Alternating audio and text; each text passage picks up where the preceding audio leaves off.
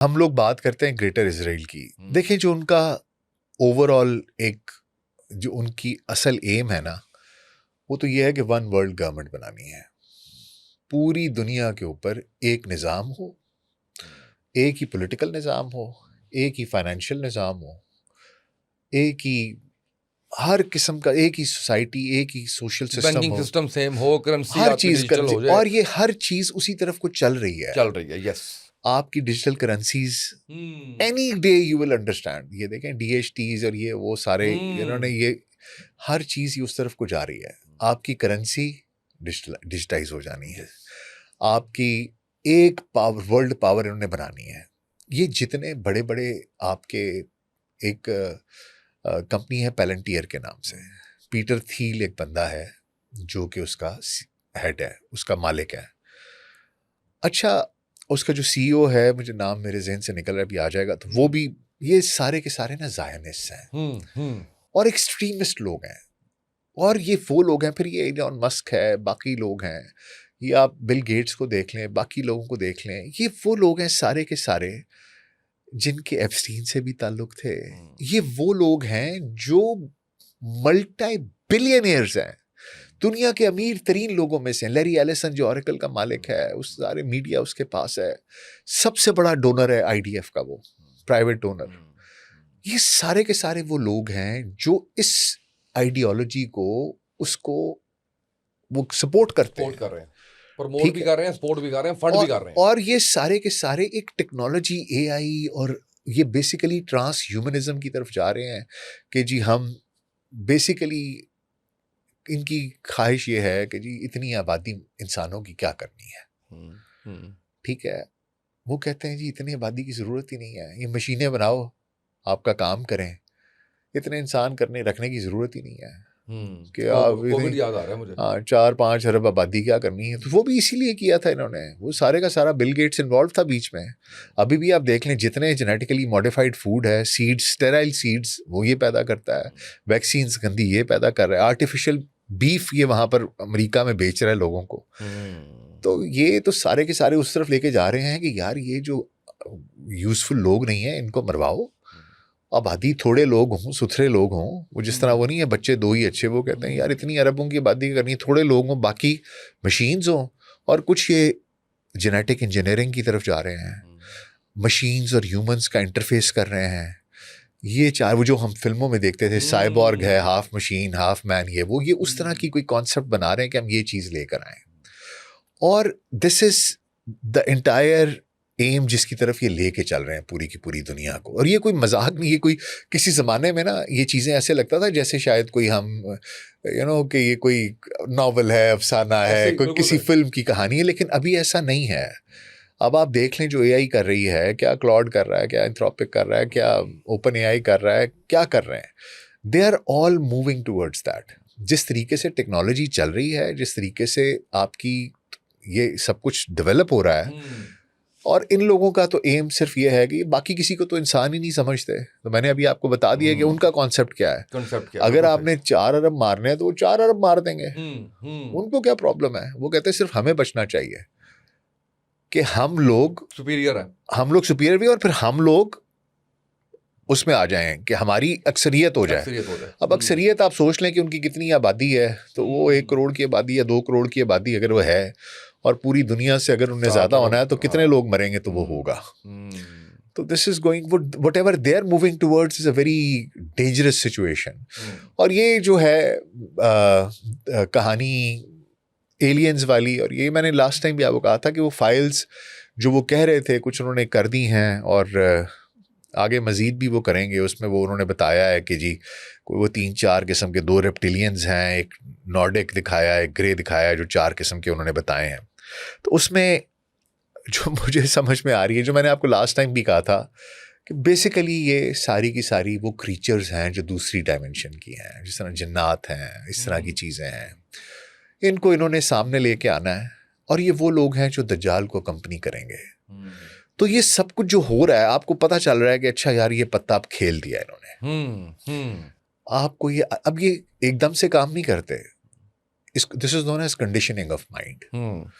आपको आहिस्ता आहिस्ता एक ख्याल आपके दिमाग में पहले बीज बोते हैं, फिर 10, 15, 20 दिन, 50 दिन, 2 महीने के बाद फिर उस पर कोई एक बात निकल आती है, फिर 2-4 माह गुजरते हैं, फिर कोई बात आ जाती है।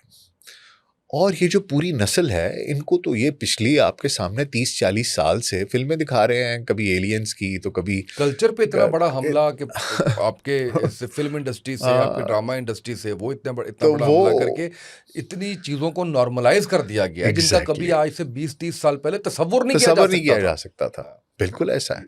तो ये बेसिकली मेरा ये ख्याल है कि जब ये वो आएगा तो ये फिर उसके साथ ये मखलूक भी आएगी और ये कहेंगे जनाब कि ये सब कुछ ये तो देख लें, हमने तो आपको कहा था कि ये तो एलियंस हैं। और आएगा वो, और वो आकर फिर अपना निज़ाम बनाएगा और ये सारे के सारे लोग उसको सपोर्ट करेंगे। और वो भी इनको सपोर्ट कर रहा है किसी ना किसी तरीके से। ये सारी की सारी चीज़ें जो चल रही हैं, इसके पीछे कहीं ना कहीं वो सारी जो इनकी डील हुई भी है उसके साथ, वो साथ चल रही है। जेनेटिकली जैसे भी आपने कहा ना कि उसके ऊपर भी काम किया जा रहा है, तो अभी फिर जन्नत और दोज़ख भी बनेगी। वो भी तो ज़ाहिर है कि वो उसने एक हाथ में जन्नत, एक हाथ में दोज़ख, वो भी तो उसने दिखाना है ना। वो सर ये है कि देखें, आज भी तो क्या है, आप आज जाते हैं और जाके आपसे वो बात करते हैं। अभी ये क्या ट्रम्प, लेटेस्ट एक मिसाल आपको देता हूँ। उसने कहा अगर तुम सारे ममालिक इसराइल को तस्लीम कर लो तो मैं आज पीस डील कर लेता हूँ। बात यह है ना कि बॉल आपके कोर्ट में आएगी, फैसला आपने करना होगा कि मैंने रास्ता मुश्किल का चुनना है कि मैंने रास्ता आसानी का लेना है। तो आसानी का रास्ता जो है वो आपको लगेगा कि ये जन्नत है, लेकिन वो होगी जहन्नम। और अगर आपने मुश्किल रास्ता चुना तो बज़ाहिर तो जहन्नम लगेगा, क्योंकि सजा मिल रही, तकलीफ हो रही है, ये लोग तंग कर रहे हैं सारा कुछ, लेकिन उस तकलीफ के बाद जन्नत है अल्लाह सुब्हाना ताला के साथ। बेशक। अच्छा, मुसलमान किस हद तक तैयार है? थोड़ा सा अरब कंट्रीज़, खलीजी ममालिक, इनकी अगर बात की जाए, ख़ास कर जिस तरीके से एक्सपोज तो खैर पहले भी थे, लेकिन इस मामले के अंदर मुझे लगता है कि बहुत ज़्यादा एक्सपोज हो गए हैं। इसके अंदर मुझे कहने दीजिए कि तुर्की का भी कोई इतना पॉजिटिव कोई उस तरह से नज़र नहीं आया कि बड़ा कोई साथ खड़ा हो जाके, या उस तरह से जिस तरह से इवन पाकिस्तान ने जो है वो दोनों साइडों को एक रोल प्ले करने की कोशिश की। दूसरा कोई मुल्क दूर दूर तक इस तरह नज़र नहीं आया। आप क्या कहते हैं? एक चीज़ बड़ी क्लियर है,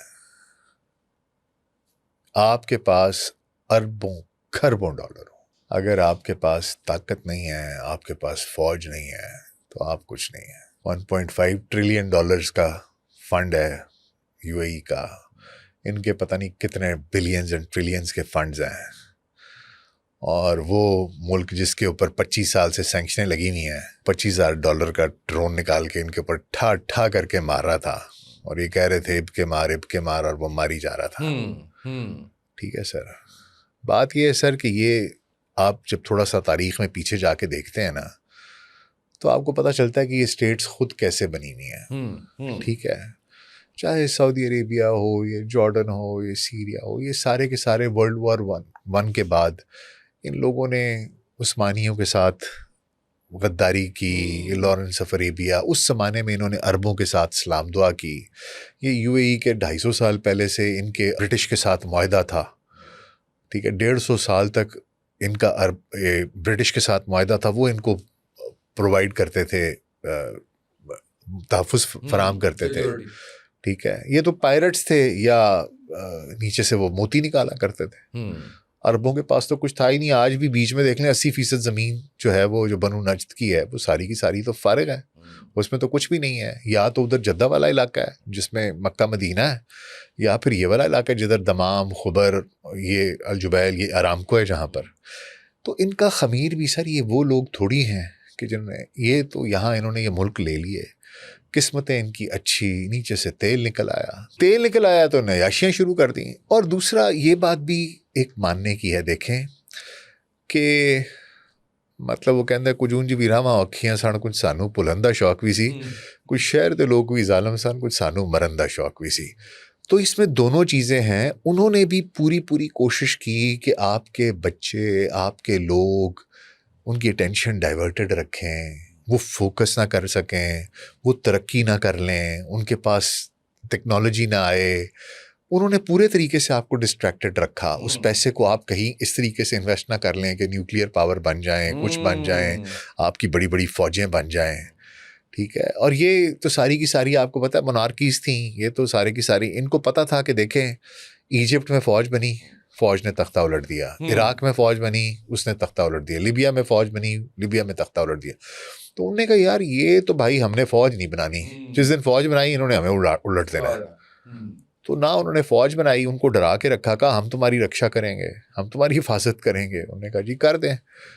तो ये इनकी अपनी भी गलतियाँ हैं, कुछ उन्होंने इनके दिल में डर डाले। तो ये पीछे से ही सर कहानी ऐसी है।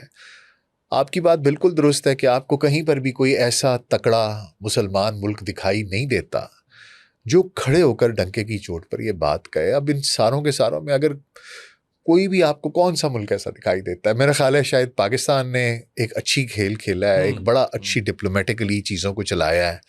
और मतलब we have not minced our words when it has come to Israel. हमने अपने अल्फाज कोई मिन्स नहीं किए। आप देख लें, चाहे यूनाइटेड नेशंस हो चाहे यहाँ हो, इन्होंने सुनाया है। लेकिन फिर भी मतलब हमारी भी एक लिमिटेशन है, जाहिर बात है। हमारे अमेरिका के इंटरनल इश्यूज हैं, हमारे फाइनेंशियल इश्यूज हैं, सिक्योरिटी के इतने मसाइल, सिक्योरिटी के मसाइल हैं। इधर जो है वो हमारे पे इंडिया है, अफगानिस्तान है, इधर और मामलात हैं। पर ये हमारे अपने, हम भी उन चीज़ों के अंदर अपने उसमें उलझे हुए हैं। और इसमें बहुत बड़ा हाथ उनका भी है, उन लोगों ने उलझाया हुआ है। उन लोगों ने इन चीज़ों को फंड करते हैं, उनको भी पता है कि हमने इनको परेशान करके रखना है, इस तरह फंसा के रखना है। आपका गवादर नहीं वो उड़ने देते, आपके सी पैक नहीं वो चलाने देते। बलूचिस्तान में वो थ्रू आउट वो मामला चलते हैं। तो और ऑन करते हैं, देखिए उनकी मूवीज के अंदर जिस तरह से वो दिखाते हैं। जी बिल्कुल ऐसा। ये भी धुरंधर के अंदर उन्होंने क्या किया, ऑन किया सारे का सारा। और उसके बाद फिर आके कहते हैं कि जी ये करते हैं। हाँ। मतलब इतना जो है वो तजाद और इतनी मुनाफकत और वो सारी जो है वो चीज़ें उसमें जा रही हैं। फिर पेड़ कितना है मुसलमान इस वक्त के लिए, नजर आता है कोई आपको? और उम्मत का कंसेप्ट नजर आता है आपको? देखें, लोगों के दिलों में, आम बंदे के दिल में ख्वाहिश तो ये जरूर है, ठीक है, यहाँ से वो मुआवजा होगा, यहाँ से जो है वो, ठीक है। और लोगों के दिलों में ख्वाहिश तो बहुत है। लेकिन उसामा भाई बात ये होती है कि वो कहते हैं कि बेअमल को दुनिया में राहतें नहीं मिलती दोस्तों, दुआओं से जन्नतें नहीं मिलती, ठीक है। जो इम्तिहान है ना वो बड़े मुश्किल हैं, उसके लिए बहुत कुछ देना पड़ता है। सिर्फ गली बाती नारे मारने से ना चीज़ें नहीं होती। और वक्त आएंगे आगे जहाँ मुसलमानों को फिर ये साबित करना पड़ेगा, कुर्बानियाँ देनी पड़ेंगी और देंगे। क्योंकि मुझे ये लगता है कि ऐसा नहीं है कि हमारे लोग फ़िलहाल सिर्फ बातचीत करते हैं, ये सब कुछ करते हैं, लेकिन वो वक्त आएगा जब मांगा जाएगा। वही जो बात है कि मुश्किल रास्ता लेना है कि आसान रास्ता लेना है, तो मेरा ख्याल है कि ये मुश्किल रास्ता चुनेंगे, देंगे कुर्बानी, और अल्लाह ताला की ज़ात इंशाअल्लाह ताला। जो नहीं देंगे वो फिर अपने लिए नुकसान करेंगे, लेकिन मेरा ख्याल है कि लोग करेंगे। और वो तब्दीली अंदर से आनी है सर, और आपको पता नहीं चलता कि तब्दीली किस वक्त आ जाए। यस, बाज़ औक़ात एक जुमला होता है इंसान की ज़िंदगी बदल देता है। तो ये तो एजाज़ है मेरे मौला के, मेरे अल्लाह की मौजे हैं। वो जब किसी का दिल बदलता है तो बदल देता है। वाह वाह, और जब दिल बदलते हैं तो तकदीरें बदल जाती हैं। बिल्कुल ऐसे ही। डॉक्टर साहब, वापस करंट अफेयर्स पे आते हुए, अब दाए हुर्मज़ लग रहा है आपको कि अब ये क्राइसिस रहना है आइंदा दिनों में, आने वाले दिनों में भी? क्योंकि इस जंग को ये कहा जा रहा है कि ये वैसे भी बहुत लंबा चलना है। इसने 1 महीना 2 महीने आप कह लीजिए कि कहीं पे कोई सीज फायर हुआ, उसके बाद फिर ऐसा ही में जो है वो चलता रहेगा। और उसके बाद जैसे आपने भी कहा कि उनको अपनी स्ट्रेंथ का अंदाजा ही अब हुआ है। कहा जाता था, अमेरिका भी कह रहा था करके दिखाओ, ये भी कह रहे थे हम ब्लॉक कर देंगे, लेकिन पहली दफ़ा ऐसा हुआ कि इन्होंने वो कर दिया। तो अब इसका जो इम्पैक्ट आ रहा है पूरी दुनिया के ऊपर, इसका कोई देर पा हल निकलता हुआ नज़र आ रहा है आपको, या ऐसे ही है अगले 8-10 साल? सर ऐसे ही है। ये कहानी सेटल नहीं होगी। अब इन्होंने भेड़ों का छत्ता है जो छेड़ दिया है। बीच में कुछ पीरियड्स आ जाएंगे, जिस तरह बिलाल पीरियड आया हुआ है, कोई 2-3 महीने आराम हो गए, फिर जिस तरह 2 दिन पहले फिर एक ने मिसाइल मार दिया, एक ने बमबारी कर दी, को कुछ कर दिया। ईरान प्रिपेयर्ड है? ईरान बिल्कुल प्रिपेयर्ड है। उन्होंने जो उनकी मिसाइल साइट्स 90 कहते 65% हमने कहते थे कि जी वो कर दी हैं, तबाह कर दी हैं। वो पहाड़ों के अंदर उन्होंने बनाई, पूरी नीचे मिसाइल सिटीज़ बनाई हुई हैं जहाँ से रोड्स आती हैं, सारा कुछ। तो वो कल मैं देख रहा था कि CNN के कौन वो दिखा रहे थे, सेटेलाइट इमेजेस दिखा रहे थे कि 65% तबाह की थी, 50% उन्हें ठीक कर लिए हैं। तो ये सारे के सारे पीरियड में, तो ये तो चूहे बिल्ली का खेल है, ये लगा रहेगा, ये अब ख़त्म नहीं होने लगा। ईरान आबना हुर्मुज़ नहीं जाने देगा, ठीक है।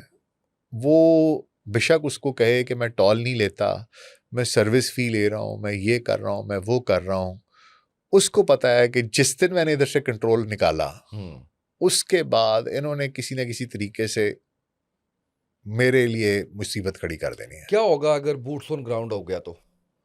बहुत बुरे तरीके से मार खाएगा अमेरिका, बहुत बुरे तरीके दे से आर फुली प्रिपेयर्ड, इरानियंस। बिल्कुल सर। देखिए सर, बात बड़ी सीधी सी है। आपने कहा पहले आज तक आपने हुर्मुज़ तो इनके कितनी सदियों 5000 साल से इनके पास है और इनको पता था कि क्या है। कहानी ये है सर कि आपने पहले दिन ही जाते सार आपने अली खामनाई को शहीद कर दिया, आपने 740 और बंदे शहीद कर दिए। सर आपने तो कुछ छोड़ा ही नहीं ना। आपने जाते सार अब देखे ना, कोई आपके घर में घुसे आते सार आपके घर के किसी बड़े को गोली मार दे, तो फिर मतलब है कि वो तो फिर आपके पास कहानी के फिर आप किस चीज का इंतजार करेंगे? धमकाया नहीं उसने ये नहीं कहा मैं ये कर दूंगा, मैं इसको मार दूंगा, उसने कर दिया, उसने कर दिया। तो फिर उसने कहा ठीक है, जब कर दिया तो कर दिया, फिर उसको क्या शर्म रहेगी? फिर उसने खलीजी ममालिक पे भी बमबारी की, उसने उन पे भी मिसाइल मारे, उसने इजराइल पे भी मारे, उसने अमेरिकन बेसिस पे भी मारे, उसने आपने हुर्मुज़ भी बंद कर दिया। उसने कहा मेरे पास बचा क्या है? उसको समझ आ गई कि ये तो भाई ये तो अब ये आर है या पार है, तो जो कुछ मेरे पास है तो जो चाहो लगा दो, डर कैसा, अब क्या प्रॉब्लम। मुज्तबा खामनाई के बारे में जो खबरें आ रही थी उस हवाले से कोई लेटेस्ट अपडेट्स? सर वो बड़ा मेरा ख्याल है केयरफुली गार्डेड सीक्रेट है। वो ईरानी जो है ना सर, वो मास्टर हैं इस क्राफ्ट के, वो कहानी खुलने नहीं देते। और सबर तहम्मुल कितना उनमें, लिंगर ऑन कितना they करते हैं are known as the master negotiators। Negotiator, yes. Trump जैसा बंदा जो आपके सामने उसको बड़ा नेगोशिएटर कहते हैं, वो पागल हो गया, टकरे मारता हुआ नजर आ रहा है टकरे मारता हुआ, कहता है मैं किधर फंस गया, और वो सुकून से बैठे हुए तो कहता है ये कर दी कहते हैं नहीं ऐसा तो कुछ नहीं हुआ। अच्छा हमें तो नहीं पता, ऐसे ही मार रहा है, तो तमाशा कर दिया उन्होंने। हम कुछ प्रैक्टिकलिटी में नरेट कर पाएंगे हमारा सबसे बड़ा मसला इकोनॉमी का, उसको लेके कुछ सैंक्शंस हटेंगी ईरान से, कुछ मामला हमारे बेहतर होंगे, खासकर जैसे ईरान गैस पाइपलाइन है, जैसे मेरा ख्याल है पेट्रोल तो हम शायद नहीं ले पाएंगे, वो सऊदिया को भी पसंद नहीं आएगा, लेकिन एटलीस्ट कोई गैस पाइपलाइन, कोई इस तरह की चीज़ें जो है वो लग रहा है कि कोई इसमें आसानी होगी। अगर तो कोई डील हो जाती है, कोई थोड़ा सा उनको रिलीफ मिल जाता है, कोई सैंक्शंस हट जाती हैं, तो मेरा ख्याल है कि पाकिस्तान के लिए इससे अच्छी बात नहीं होगी। और शायद पाकिस्तान सबसे पहली ऑप्शन हो ईरान की। सर एक तो ये कि आपकी गैस पाइपलाइन बिछती है, फिर आप इसके ज़रिए सेंट्रल एशिया के रूट्स निकालते हैं, आपके लिए तो इतने एवेन्यूज़ खुलते हैं। और इससे पहले जो रिजीम्स थी उनके साथ पाकिस्तान का थोड़ा सा मामला सर्द गर्म चलता रहता था, कभी अच्छा कभी बुरा, खट्टा मीठा सा रिलेशनशिप था, दोस्ती भी थी, भाईचारा भी था, कर लेते थे, हाँ झड़पें भी कर लेते थे, वो चीज़ें हमारी चलती रहती थी। लेकिन अभी आई बिलीव कि हम एक ऐसी जगह पर, एक ऐसे पॉइंट पर आ गए हैं कि देखें जब आप किसी के मुश्किल तरीन वक्त में उसके साथ खड़े होते हैं ना, तो फिर ज़रा कहानी मुख्तलिफ हो जाती है। अच्छा मैं जिक्र नहीं करना चाह रहा था, लेकिन आपके फेवरेट मुल्क का जिक्र आ ही जाता है। हिंदुस्तान ने भी तो बता दिया ना उनको कि वो कौन है। मतलब जो हमारे साथ उनकी जो चपलिश की वजह थी वो उनकी हिंदुस्तान से दोस्ती थी, तो उन्होंने बता दिया। वो मोदी जो है वो जाके जो है वो प्याऊ पिदरा बन के जो है वो जहाँ पहुंचा था। हाँ वो, लेकिन ये कि देखें ईरान जो है ना वो अभी भी इंडिया को पूरे तरीके से छोड़ेगा नहीं, क्योंकि ईरानियों के हिंदुस्तान के साथ बड़े पुराने ताल्लुकात हैं, ये भी मैं आपको बता दूं। आपके साथ ताल्लुकात रहेंगे, उनके साथ वैसे नहीं होंगे जैसे पहले थे, लेकिन वो एक ताल्लुक फिर भी रहेगा। इसलिए आपको ये नहीं बड़े खुश होना चाहिए कि मामला वो टोटली ख़त्म होंगे। Knowing Iranians and knowing Indians, अभी भी वो गया था वहाँ पर, तो अजीत डोवल से भी मिल के आया अरागची, ठीक है ना, तो वो ये लेकिन शटअप कॉल भी तो देखिए आया। हाँ शटअप कॉल दे के आया, थोड़ा सा शरारत करने की कोशिश की पाकिस्तान के खिलाफ, तो वो सुना के भी आया। लेकिन बस ये है कि we have to be very careful, लेकिन ये नहीं कि हमें धोखा नहीं देंगे, इतना मुझे पता है। बिल्कुल सही है, अपने लेवल पर शायद रखें ताल्लुक, लेकिन हमें कोई इस तरह का मामला नहीं होगा। थोड़ा जिक्र कर लें इंडिया का। करें सर, बिस्मिल्लाह। ये बताएं कि ये 2016 का जो इनका मंसूबा था कि पाकिस्तान को बिल्कुल अकेला कर देना पूरी दुनिया, मोदी का I was just missing this क्या कहा ओए होए होए होए यानी सर उसने इतनी इन्वेस्टमेंट की, उसने इतनी ज्यादा जो है वो लॉबिंग की, सर और उसका मकसद सिर्फ ये था कि पाकिस्तान को अकेला कर देना है। सर मुझे नहीं नजर आ रहा है इस सारी सिचुएशन में कहीं भी दूर दूर तक, और मुझे लगता है कि आने वाले वक्त में भी ये जितनी भी देर तक लिंगर ऑन हो मामला, मुझे रेलेवेंट होता नजर नहीं आ रहा। सर जी बात यह है कि देखें, सबसे पहले तो इज्जतें और जिल्लतें ना मेरे अल्लाह के हाथ में है सर। बेशक, ठीक है सर। कोई शक नहीं। हमें ना लोग कहते थे कि पाकिस्तान ना ये ऐसे नहीं बन गया, 27 रमज़ान की शब को बना। वो कहते यार कोई मजाक नहीं है, ऐसे नहीं हुआ करता। इसमें अल्लाह सुब्हान ताला की कुछ राज हैं। फिर पाकिस्तान का मतलब क्या, ला इलाहा इल्लल्लाह।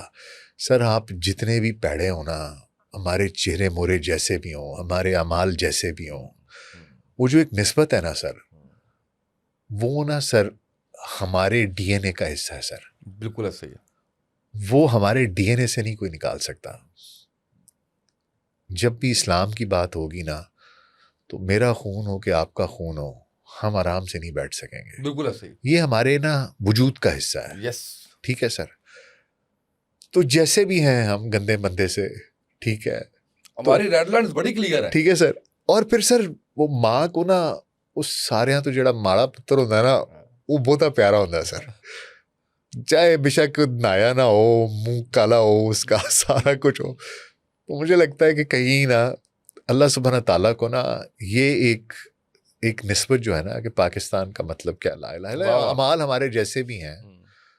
और जहाँ इस तरह की कोई बात होती है डॉक्टर तो साहब अच्छे लोग भी हैं, बड़े बड़े नहीं अच्छे नहीं लोग सर, भी बड़े हैं। बड़े अच्छे लोग आपको भी ऐसे हैं। छुपे हुए हीरे, ऐसे नहीं छुपे नहीं सर, हुए इसमें तो वली कोई शक मिलेंगे नहीं है, इसमें कोई शक नहीं है जो सर। सोशल मीडिया पे नहीं होते। मैं जानता हूँ सर, मैं ठीक है। जानता हूँ, इसमें कोई शक नहीं है। और मैं आपको बताऊं सर, तो और वो सर आप देखें ना, जरा सी कोई बात होती है तो ये कौम तो सीधी हो जाती है। हाँ, यस। ये तो नहीं बख्शते सर किसी वो को। आप तो खैर आपने तो इतना कवर किया, हमने तो बंदूकें लेके जो है वो हाँ हाँ सर, उनके ड्रोन गिराए हुए ड्रोन हैं। गिराए हुए हैं। तो वो बात ये है सर कि वो मोदी बेचारा जो है ना, नंदू, वो ना सर गलती कर गया। लेकिन वो भी ना, मैं आपको बताऊं, उसकी ना एग्जिस्टेंशियल मजबूरी है ये। क्योंकि उसकी पार्टी, उसने सारे का सारा गेम जो अपनी खड़ी की हुई है ना, वो पाकिस्तान नफरत और इस्लाम नफरत पे खड़ी की है। उन्होंने अपने लोगों को एक फोबिया में डाल दिया हुआ है। वहां पर लोगों को पाकिस्तान और इस्लाम का फोबिया है। अभी आप देख लें, उनका कोई प्रोग्राम, उनकी कोई फिल्म, उनका कोई तस्करा पाकिस्तान को गाली दिए बगैर, इस्लाम को मुकम्मल बुरा नहीं भला होता। किए हुए मुकम्मल नहीं है। क्यों? हमें नहीं जरूरत, कभी किया भी नहीं है। मतलब हमें क्या जरूरत पड़ी है बात? कभी हम गुफ्तगू कर रहे थे, आपने कहा चलें कर लें, हाँ, तो मैंने कहा कर लें। उनके मगर ना चैनल्स पूरे के पूरे पाकिस्तान मुखालफत पे पाकिस्तान चल रहे मुखालफत हैं। पे चल रहे अर्नब हैं। गोस्वामी पूरे का पूरा मतलब पाकिस्तान वो मुखालफत पे चल रहा अरबपति है। बन गया, कितने उसने अरबों डॉलर पाकिस्तान को गालियां दे दे के, चीखें मार मार के। बात ये भाई, मैं ये बहुत बार इंडियंस को कह चुका हूं कि यार हमारे लिए ना तुम इररेलेवेंट हो। यस। तुम हो या नहीं हो, हमें उससे फर्क नहीं पड़ता। तुम्हें हमारी जरूरत है। क्यों? क्योंकि तुमने हमें बेच बेच कर हुकूमत भी करनी है, तुमने हमें बेचकर फिल्में भी बनानी है, तुमने हमें बेचकर डिप्लोमेसी भी करनी है, तुमने हमें बेचकर अपनी खारजा पॉलिसी बनानी है। तुम बाहर जाके ये नहीं लोगों को कहते कि देखो हम कितने अच्छे हैं, तुम बाहर जाके लोगों को कहते देखो ये कितना बुरा ये है। कितना बुरा है। ठीक है, हमें तो जरूरत नहीं पड़ती, हम तो जाके कहते हैं भाई आओ आके देख लो, हमारे पास तो ये है। उनकी प्रॉब्लम है, दे नीड पाकिस्तान। उनको पाकिस्तान की जरूरत है ताकि लोगों को डरा सकें कि देखो ये बड़े गंदे लोग हैं, हमें वोट दो, हम इनको मारेंगे। बहुत इंपॉर्टेंट बात। उनकी ये जरूरत है। और बदनीयत आदमी है, नालायक आदमी है, चाय बेचने वाला, तो मुल्क चला रहा है, अपने लोगों के साथ सिंसियर नहीं है, हिंदुस्तान के साथ सिंसियर नहीं है।